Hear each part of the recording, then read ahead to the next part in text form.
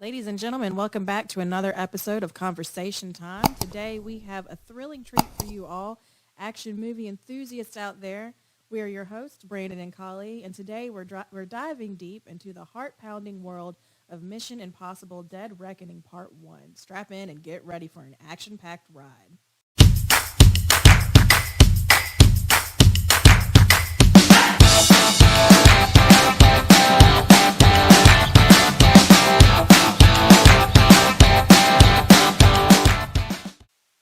All right, let's kick things off with a brief plot summary. Mission Impossible Dead Reckoning Part 1 follows Ethan Hunt, played by no other than Tom Cruise, and his team from the Force, IMF, as they face their most dangerous mission yet.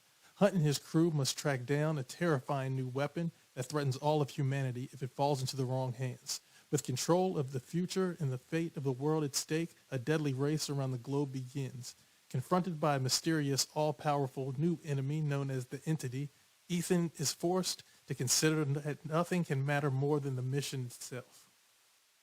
As you can imagine, the movie is filled with jaw-dropping action sequences that will keep you on the edge of your seat.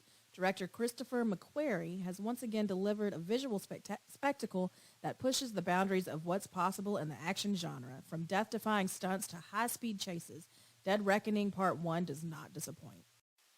Tom Cruise, who has become synonymous with the Mission Impossible franchise, is as impressive as ever at the age of 61 years old. He continues to perform his own stunts, and it's mind-boggling to see the level of dedication and commitment he brings to his craft.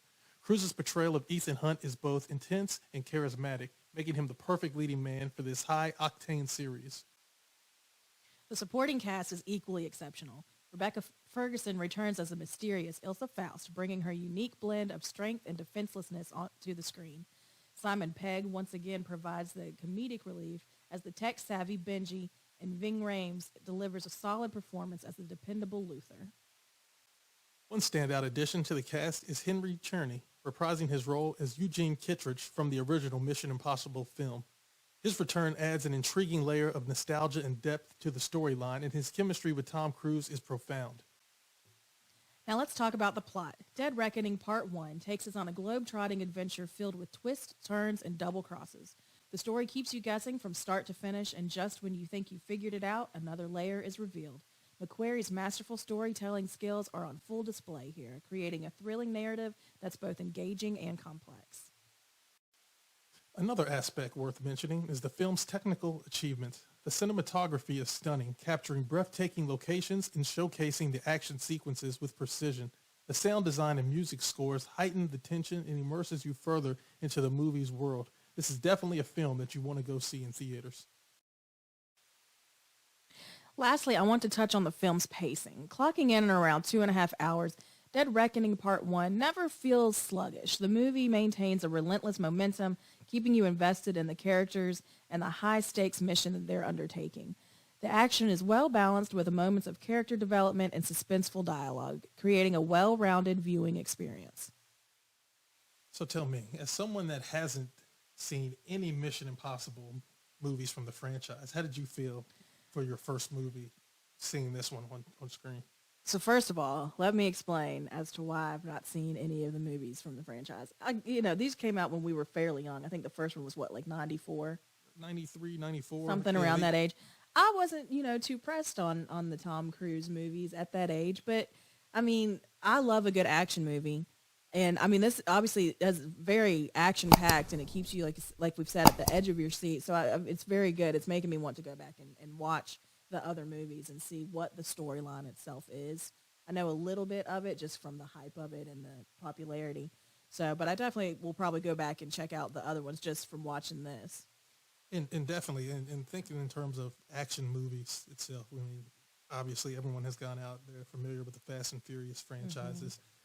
It looks like everyone's trying to do this extended part one, giving way to additional films in the mix nowadays. But even looking at characters like James Bond, which they closely relate the Mission Impossible series to, James Bond could never. I mean, we got Tom Cruise that has played the same role as Ethan Hawke for the last 7 movies now, and it's going to be continuing with the franchise. So actually seeing him on screen, being able to reprise that role time and time again, at, like I said, 61 years old, still continuing to do his own stunts, And one of the big highlights was that epic stunt where he rode the motorcycle Yeah.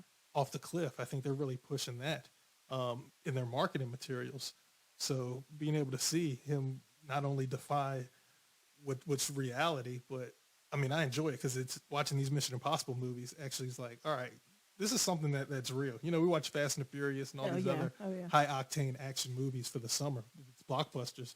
And a lot of times it's like, all right, we can kind of see where reality is getting away from us. But watching these, it's like, all right, this is an everyday guy. Like he's gonna do one of three things in the movie. He's gonna give you action. He's gonna do an insane stunt, and he's gonna definitely be running. He gonna run somewhere. He's gonna be on his Forrest Gump running somewhere running throughout the movie. So I mean, And I mean, I'm not saying this in a bad way, but you can tell that Tom has most definitely, aged. oh yeah, You can look at him and see he's close to 60. So to be doing these intense stunts is not, something that needs to be overlooked. and I think that's something where we talk about the action stars of yesterday, like your Stallones, your Arnold Schwarzeneggers, your Chuck Norrises. I mean, Oh, Chuck Norris. yeah, man. those guys were like on screen like big time action stars. But as we said with like James Bond, you get to an age where you phase out. But Tom, he's still there. Some might even say he's just hitting his stride now at 61, being able to do these movies. So, I mean, I thoroughly enjoy the Mission Impossible Oh, yeah. franchise. Everything from the technical aspect to, I think my favorite scene is where they have the different masks that they wear to be able to take Yeah. on different identities. Yeah. So we know we're going to have those different elements in the movie, and there's no lack of technology, of gadgets and gizmos that they give us, and even from a comedic standpoint with that with the car chases that they had in this film. It's funny because watching the movie, I was like, Rome is going through it this year. I mean, we saw it in Fast and the Furious. Yep. They were in Rome. In this movie, they were in Rome. And I think there was a John Wick. that yeah, was in John Rome. Wick. I believe they were in Rome also. So, yeah, just having those, like we said, breathtaking landscapes and atmospheres, and being able to see, they're gonna tear Rome to pieces Look, every time. So, There's going to be more ruins in Rome when they're finished. But you got to think, too, again, this being such a long franchise film, of course, you've got the iconic theme music oh yeah, for Mission Impossible. And it was funny. I was telling him while we were in this, the only thing I can think of is, when you were younger and you go to laser tag and they play the Mission Impossible theme, and now you think you're Ethan Hunt and you're trying to find the next big thing. So oh yeah. it definitely takes you back, too. But, I mean, overall, it was a very good film. And I'm looking forward to part 2. So all in all, Mission Impossible Dead Reckoning Part 1 is an absolute thrill ride that lives up to the franchise's reputation. With its heart-stopping action, incredible performances, and intricate plot, it's a must-see for any action movie lover out there. Well, that wraps up our review of Mission Impossible Dead Reckoning Part 1. If you haven't seen it yet, be sure to grab your popcorn, find the biggest screen you can, and buckle up for an adrenaline-fueled adventure. Don't forget to let us know your thoughts in the comments below. And that's a wrap for today's engaging discussion. We hope you enjoyed this episode of Conversation Time, and remember to subscribe to our channel for more exciting movie reviews and discussions.